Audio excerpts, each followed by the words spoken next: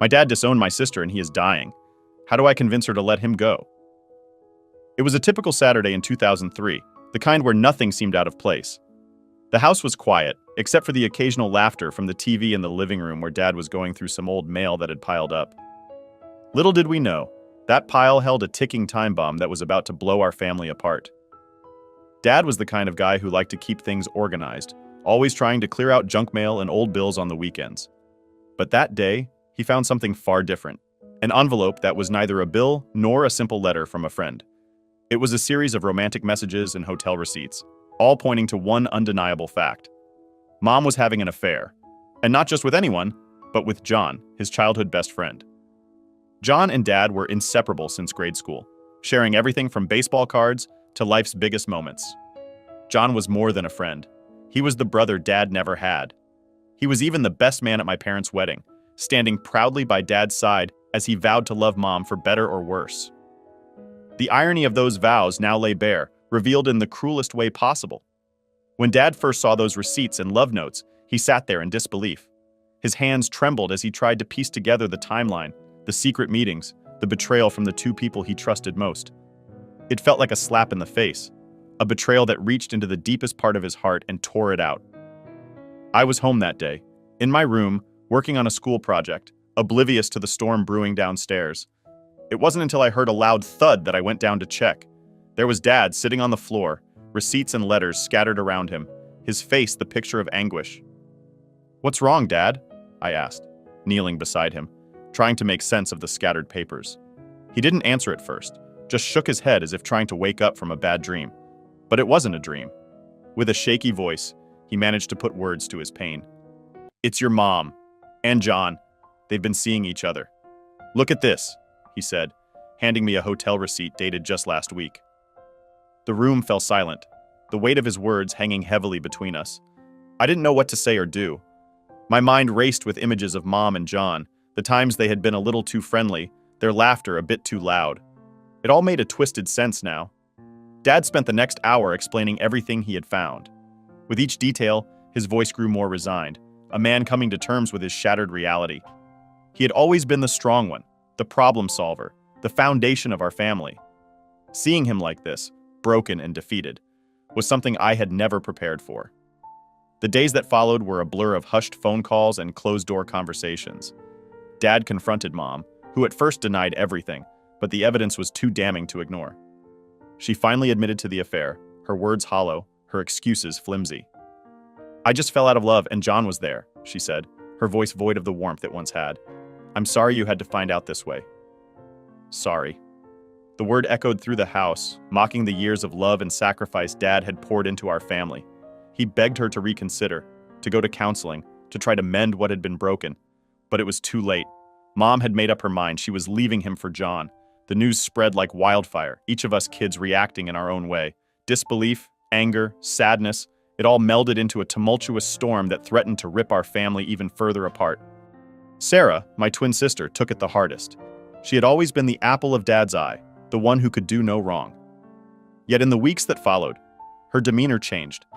She grew distant, her visits home less frequent, her conversations with Dad strained and awkward.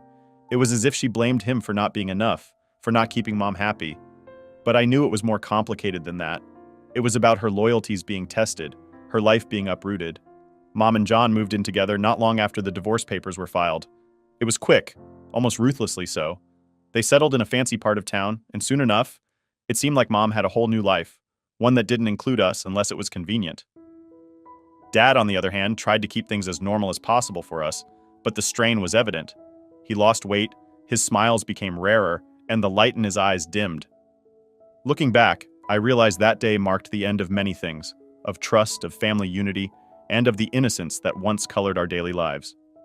Dad's discovery wasn't just about infidelity, it was the unraveling of the tapestry of our family, thread by thread, until we were just individuals, struggling to understand how the warmth and love we once shared had turned into cold, hard betrayal. As I watched Dad try to rebuild his life, his spirit bruised but not broken, I learned about the resilience of the human heart. But the scars remained, a constant reminder of the day our family changed forever. After the storm that was Mom's departure, the house felt different, emptier somehow. even with all of us still living there. Dad did his best to keep things normal, but you could tell he was just going through the motions. His heart wasn't in it anymore, and who could blame him? His best friend and wife had turned his life upside down. In the middle of all this chaos was Sarah, my twin sister, who had always been Dad's little girl. You'd think she'd stick by him through something like this, right? But things didn't turn out that way. Instead, Sarah became more and more withdrawn from Dad, and as time went by, closer to Mom, and by extension, to John. It was like watching someone switch sides in slow motion. Sarah's decision to stay with Mom after she moved out was a shock to all of us. Sure, she was 27 and made her own decisions, but this was different. It felt like a betrayal on top of a betrayal. Dad tried to hide his disappointment, but there was a hurt in his eyes that was hard to miss. He'd lost his wife, and now it felt like he was losing his daughter too. The whole dynamic in our family shifted. Weekends, which used to be loud and full of life, became tense and awkward. Sarah would come over, and it was clear she was just going through the motions.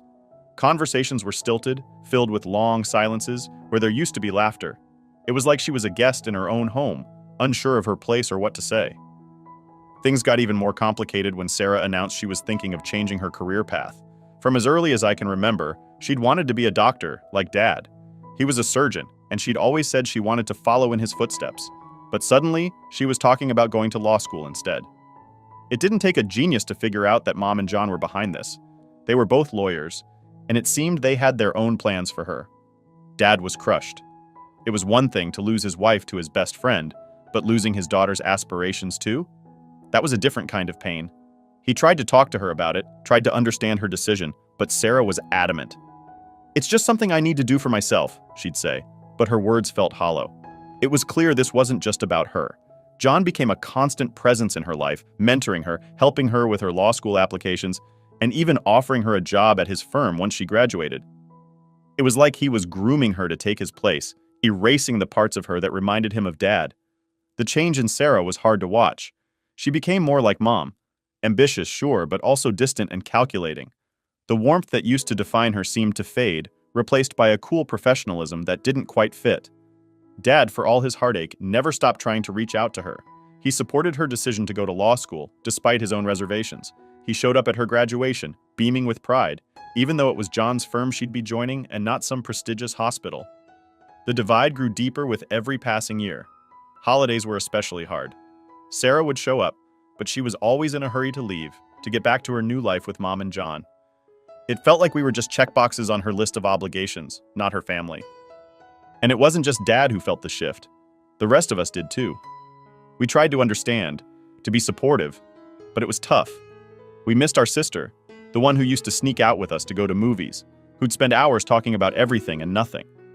That Sarah was gone, and in her place was someone we barely recognized. It wasn't just the personal changes that stung.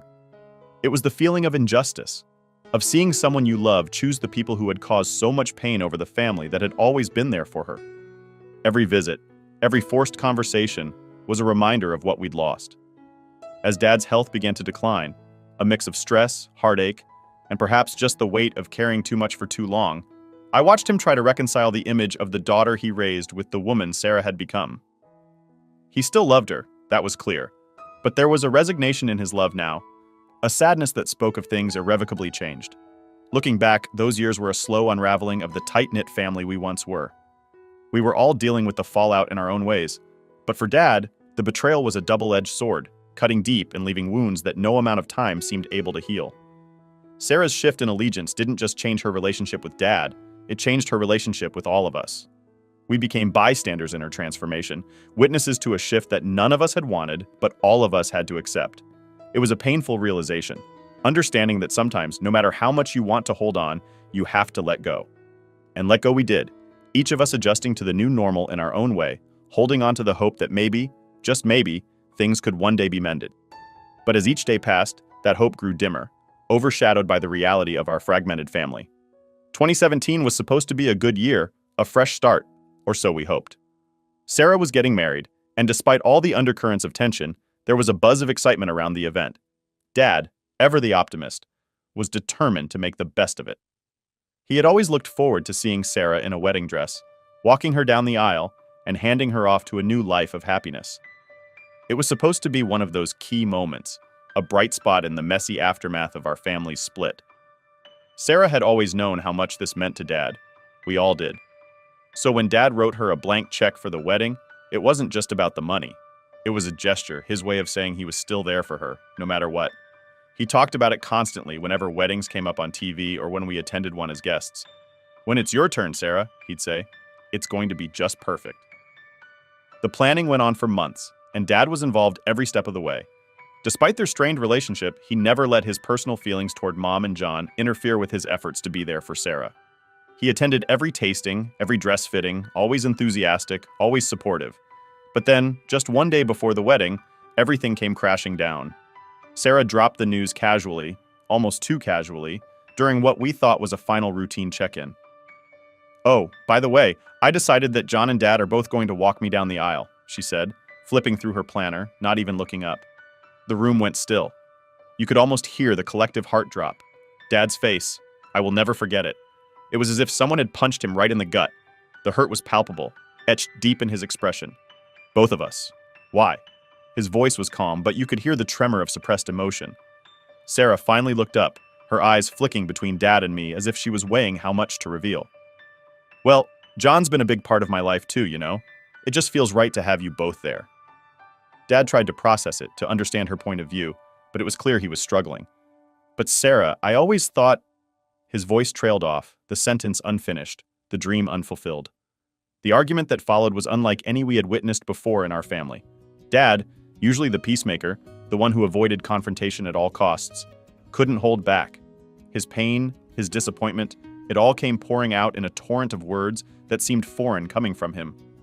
"You want him there after everything? After what they did?" Dad's voice rose, a rare occurrence that marked the gravity of his feelings. Sarah was defensive, her words sharp and cutting. "John is my family too, Dad. He's been there for me in ways you just haven't been lately." That stung. Watching Dad's face crumple at her words was almost too much to bear. The fight escalated, voices raised, harsh words thrown like daggers, slicing through the thin veneer of familial bonds. In the end, Dad couldn't do it. The thought of standing next to John, the man who helped dismantle his marriage, his family, and smiling for the cameras was too much. "If that's your decision, Sarah, then I can't be a part of this," he said, his voice broken. Sarah tried to call his bluff, thinking perhaps he would cave, but Dad was resolute. He didn't attend the wedding. Instead, he stayed home, alone, drowning his sorrows in silence and solitude, while Sarah walked down the aisle with John by her side. The fallout from that decision was monumental. Our family, already cracked and strained, splintered even further. Dad and Sarah's relationship, once the cornerstone of his happiness, crumbled into non-existence. Many in the family sided with Dad, viewing Sarah's decision as the ultimate betrayal, not just of her father, but of all the values we thought we shared. After the wedding, Sarah reached out several times, trying to mend fences. But Dad was done. His heart, once open and forgiving, had hardened. The wedding photos, which should have been a treasure, became a symbol of what was lost. They showed a beaming Sarah, beautiful in her dress, but beside her, instead of Dad, was John, smiling broadly as if he hadn't a care in the world. The years that followed were tough. Sarah's attempts at reconciliation were met with cold indifference from Dad. Births, holidays, family gatherings. She was either absent or, if present, treated with a chilly politeness that was far worse than outright anger. Even as Dad's health began to decline, the wounds of the wedding day festered, unresolved and painful. The man who had once been the life of every party, the heart of our family, had retreated into a shell of his former self, his joy dimmed by the shadows of past hurts. And as I watched all this unfold, I wondered if there would ever be a way back for Sarah and Dad, or if some choices once made left scars too deep to ever fully heal. Dad's health started to decline rapidly earlier this year, and with it, any hope of reconciling with Sarah seemed to slip away too. The man who had once been larger than life, always the first to crack a joke or offer a comforting word, was now a shadow of his former self. Pancreatic cancer is ruthless, and it wasn't giving Dad any breaks. Watching him struggle through treatment after treatment with no real hope of recovery was probably one of the hardest things our family has ever had to endure. Throughout this ordeal, Sarah's attempts to reconnect felt desperate and, to some of us, a bit insincere. Maybe that's unfair. She probably did have regrets, and maybe her reaching out was genuine. But to Dad, it was too little, too late. The hurt from the wedding, from her choosing John over him, had cut too deep. He had closed that chapter of his life, and no amount of pleading or apologies from Sarah could open it again. "Why now?" Dad would mutter whenever her name came up. "She's just feeling guilty, that's all. It's not about me. It's about her clearing her conscience." Maybe he was right. Or maybe it was his way of coping with the pain. Either way, he was adamant about not seeing her, not even when she offered to come over, to try to make amends, to be part of his life again. The tension this created within our family was palpable. Some relatives thought Dad should forgive her, to not let these final days be shadowed by past conflicts. "She's still your daughter," they'd argue, as if the biological tie should automatically override the years of hurt and betrayal. But Dad was stubborn, and his decision was final. He didn't want her there, and that was that. It's weird, how illness can change a person. Dad, once the most forgiving soul, had become hardened, more cynical. It wasn't just the cancer eating away at his body, it was the bitterness, the unresolved anger. We all felt it, a heavy cloud hanging over the house, making those last few months even more strained. Sarah, for her part, didn't push too hard. Maybe she finally understood the depth of Dad's feelings, or maybe she was protecting herself from further rejection. She sent cards, called occasionally, always checking in with me or my other siblings to see how he was doing, but she never came to visit, not once. Then, as Dad's days became numbered, the reality of losing him hit us all like a ton of bricks. I found myself torn, wanting to honor his wishes but also wishing for a Hollywood-style reunion where everything was magically resolved. Real life isn't like the movies, though. There are no neat endings, no perfect resolutions where everyone hugs and forgives just before the credits roll. I spent a lot of time with Dad during those last weeks, just sitting with him, sometimes talking, sometimes just watching old westerns on TV. He loved those. In those quiet moments, I'd sometimes bring up Sarah, tentatively, testing the waters. But he'd shake his head, shutting down the conversation before it could really start. "Let's just enjoy the movie," he'd say, and I'd let it go, knowing this was not a battle I could win.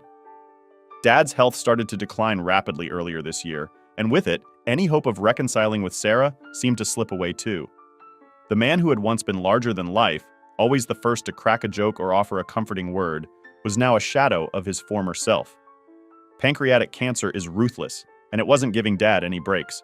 Watching him struggle through treatment after treatment, with no real hope of recovery, was probably one of the hardest things our family has ever had to endure. Throughout this ordeal, Sarah's attempts to reconnect felt desperate and to some of us, a bit insincere. Maybe that's unfair. She probably did have regrets, and maybe her reaching out was genuine. But to Dad, it was too little. Too late. The hurt from the wedding, from her choosing John over him, had cut too deep. He had closed that chapter of his life, and no amount of pleading or apologies from Sarah could open it again. "Why now?" Dad would mutter whenever her name came up. "She's just feeling guilty, that's all. It's not about me, it's about her clearing her conscience."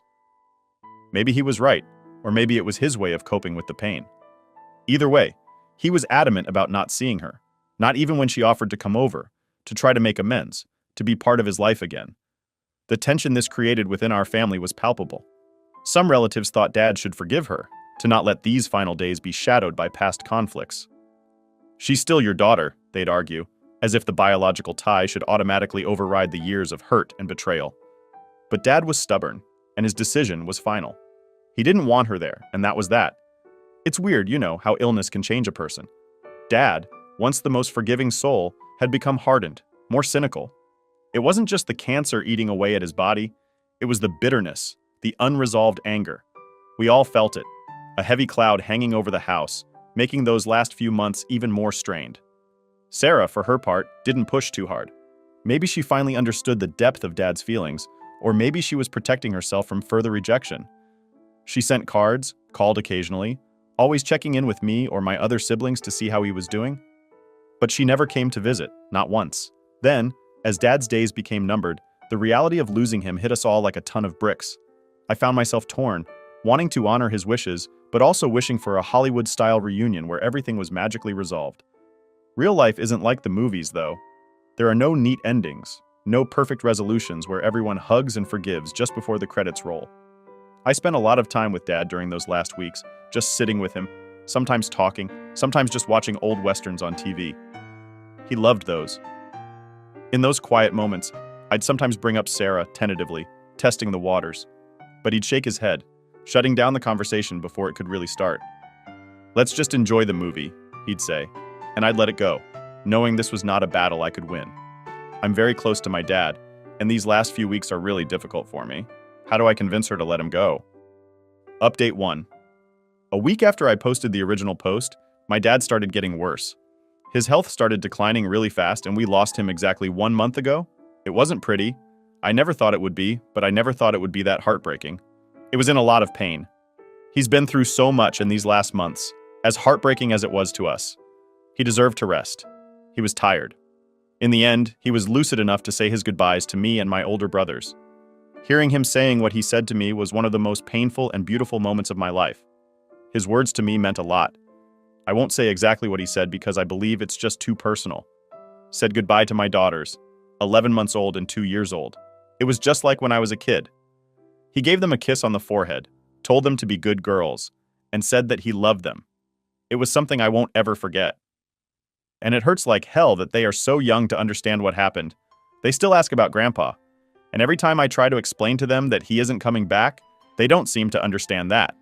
And how can I blame them? I'm only 27 years old. They honestly don't get it. I was supposed to get a lot more years with my dad. It doesn't seem fair at all. But the worst part was my twin sister, Sarah. Dad died without speaking to her. I tried to talk to him about her, but he wasn't interested in speaking with her. She started getting more desperate, and suddenly, he died. It was expected, but she was in denial. His funeral was beautiful. A lot of people shared their stories about him. It was nice. Sarah saw Dad for the first time since the night before her wedding, and she didn't recognize him. He was very skinny. Dad was always a bit overweight, the famous dad bod, but he had lost a lot of weight from cancer. She cried a lot during the whole funeral. Mom and John tried to show up at the ceremony, and my uncles were forced to kick them out of the funeral. Good fricking Britain's dad's will once, as expected as it could, Dan's family came from old money, petrochemicals, so he always had a lot of money. He left a little bit of money in properties divided equally to all his kids, including Sarah. He'll have a trust fund, which was a lot of money for all his grandkids, including Sarah's kids, which she never met. It was honestly expected. My dad never really cared about money that much. He just wanted us to be comfortable and sure that his grandkids all had something to support them. The tricky part was the personal things. He left a really big letter to all of us, except Sarah. It was really personal stuff. In my letter, he spoke to me about our story, about my childhood. It was really nice. I must have read the letter like 100 times, and I cried every single time. One of Dad's favorite hobbies was photography. He was quite an enthusiast, and a subject of his photos was pretty much our family. When he and Mom were together later, it turned out to be just me and my siblings. As a result of this, we had a lot of pictures from us growing up. He gave each of us a photo album, and behind each photo, he wrote something where it was taken. Add a few words. I was honestly very surprised with us. He must have done this long before he died. It was a very thoughtful goodbye gift, something that was very typical of Dad. Sarah didn't get any letter, and her album didn't have anything. Roads behind her photos. And when she found out about this, she had a mental breakdown. The regrets was eating her alive. Still, as she was admitted to a hospital and spent an entire week there. She's doing a bit better now, getting a little better every day. Her husband and I are really confident in her recovery. She's sleeping and eating almost normally now. She still starts to cry randomly, multiple times on a daily basis, but is getting better. At least that's what I'm telling. So myself. Which brings us to last week. My wife and I discovered that we are expecting again. It wasn't planned or anything like that. My wife switched birth control last month, and she spends a week without taking the pill. It's still very early in her pregnancy, so we haven't told anyone yet. The thing is that I'm really angry. I'm angry that my future kid is not going to be able to meet Dad. I'm freaking pissed. Honestly, it doesn't seem fair at all. I'm angry and I'm scared. My dad was supposed to guide me in the whole parenthood process. He was teaching me a lot with my daughters. Now I'm scared of doing this without him. I'm scared of not being a good father like he was to me, because my kids deserve that. This is it, folks. This whole situation could be a lot better at play. The what-if scenario in my head every day. Unfortunately, it doesn't change anything. This is honestly a bitter ending. Doesn't seem fair at all. That's the thing about life. It's actually never fair. I want to thank everyone who gave me advice and to everyone who reached out and offered their support in the chat. I was very lonely at the time. Still am. It's meant a lot to me. Thank you. Reddit. Update 2. After Dad died, Sarah was in pieces. She'd been carrying around this guilt about how things ended between her and Dad, and it was eating her alive. She spent weeks crying, barely eating, and just trying to figure out how to move forward. I was trying to be there for her as best as I could, but it wasn't easy. I was dealing with my own grief, my own anger at how things had played out. And honestly, I wasn't sure how to handle her breakdown on top of everything else. Then, just when I thought maybe, just maybe, we could start picking up the pieces, Mom dropped a bomb on us. She called me up one night, completely out of the blue, and said she needed to talk. I could hear it in her voice that something was really wrong. So I went over to her place, dreading whatever it was she was about to say. When I got there, Mom was sitting at the kitchen table, staring at her phone like it had personally offended her. She looked up at me with these tired eyes and just said, "John's been cheating on me." It was like the air got sucked out of the room. I didn't know what to say, how to react. I mean, this was the guy she'd left Dad for, the guy who had caused so much pain in our family, and now he was betraying her too? She told me how she found out. Apparently, she'd noticed he was being more secretive lately, always guarding his phone, taking calls in the other room. She didn't want to believe it at first, thought maybe she was just being paranoid. But then she saw the messages. Texts from some younger woman, complete with all the flirty emojis and late-night "I miss you" crap that makes your skin crawl. Mom confronted John, hoping he'd deny it, maybe even apologize and beg for forgiveness. But instead, he just admitted to it, like it was no big deal. He didn't even seem sorry, just kind of shrugged it off, saying something about how things just happen and how their relationship wasn't what it used to be. It was the kind of response that made you realize just how little he actually cared about anyone but himself. Mom was devastated. She told him she wanted a divorce right then and there. John didn't even try to fight it, didn't try to save their marriage. He just agreed, like he was relieved she was the one making the decision. It was over as quickly as it had started. Hearing all of this from Mom, I felt this weird mix of emotions. On one hand, I was furious at John for being such a scumbag, for hurting my mom the way he did. But on the other hand, there was this twisted sense of justice in it. He was finally getting a taste of his own medicine, and I couldn't help but feel a little satisfied that he was getting what he deserved. But the real shock came when Sarah found out. She'd been so close to John, had practically chosen him over Dad, and now this? When Mom told her, it was like watching someone's whole world crumble in front of you. Sarah completely broke down. She kept saying she couldn't believe she'd defended him, that she'd pushed Dad away for this man who turned out to be just as bad as everyone had warned her. Sarah's guilt went into overdrive. She started replaying everything in her head, the way she'd treated Dad, the things she'd said, the decisions she'd made, and now all of it felt so meaningless, so stupid. She was angry, but more than that, she was heartbroken. The person she thought she could trust had betrayed her in the worst possible way, and it shattered her. She moved out of the house she and John had been living in and went to stay with a friend. She couldn't stand to be around him, and honestly, I couldn't blame her. It was like every good memory she had with him was tainted. Every kind word he'd ever said turned into a lie. Mom, meanwhile, was dealing with her own mess. The divorce was ugly. John tried to get as much out of it as he could, even though he was the one who had cheated. There were arguments over money, property, everything. It was like watching a train wreck in slow motion, knowing you couldn't do anything to stop it. But the worst part was seeing how all of this was affecting Sarah. She was already so fragile after Dad died, and this just pushed her over the edge. She stopped talking to almost everyone, shut herself off from the world. I tried to reach out, tried to be there for her, but she wasn't having it. She kept saying she needed time, that she needed to figure things out on her own. It was hard to watch. Sarah had always been the strong one, the one who knew what she wanted and went after it. But now she was lost, and I didn't know how to help her find her way back. She kept saying how much she regretted everything, how she wished she could go back and do it all differently. But we both knew that wasn't possible. As if all of this wasn't enough, the fallout from the divorce was ripping through the family. Mom was leaning on me more and more, needing help with the legal stuff, with the emotional fallout, and as much as I wanted to be there for her, it was hard. I couldn't shake the feeling that all of this could have been avoided if she hadn't left Dad in the first place. But what's done is done, and now we're all left to deal with the pieces. The family was split down the middle. Some were on Mom's side, saying she was the victim in all of this, that John had always been bad news. Others couldn't get past the fact that she'd been the one to start this whole mess by leaving Dad in the first place. It made for some really awkward family gatherings, with people taking sides and arguing about who was to blame. And then there was Sarah, caught in the middle of it all. She was angry at Mom for not seeing John's true colors sooner, angry at herself for not listening to everyone who tried to warn her. But more than anything, she was just sad. Sad that she'd lost so much, that she'd pushed away the one person who always had her back, Dad. I don't know where we go from here. The family feels broken in a way that I'm not sure can ever be fixed. Sarah's trying to rebuild her life, but it's clear she's struggling. She's in therapy, trying to work through everything, but it's going to be a long road. And Mom, well, she's trying to pick up the pieces too, but it's hard to feel sorry for her when she's the one who set this whole thing in motion. As for me, I'm just trying to keep it together. I've got my own family to think about, my own kids to raise, and I want to make sure they don't get caught up in all of this drama. But it's tough. Every time I look at Sarah, I see the sister I used to know, the one who was so full of life and ambition, and I wonder if she'll ever be that person again. So that's where we're at. No neat endings, no easy resolutions, just a family trying to figure out how to move forward after being torn apart one too many times. It's not pretty, and it's definitely not what I imagined for us, but it's the reality we're living in. Thanks to everyone who's been there with advice and support.